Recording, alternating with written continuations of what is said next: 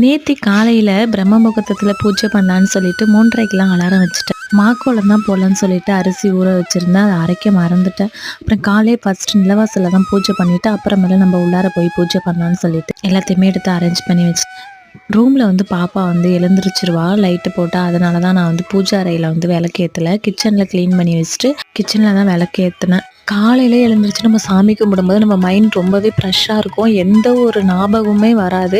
சாமி கும்பிடணும், நமக்கு தேவையானதை வந்து கண்டிப்பாக வந்து கடவுள் கொடுப்பாருன்னு ஒரு நம்பிக்கை வரும் கண்டிப்பாகவே. சில பேர் பார்த்திங்கன்னா நம்ம ஒரு விஷயம் பண்ணால் வந்து நம்மளை வந்து டீமோட்டிவேட் பண்ணுவாங்க.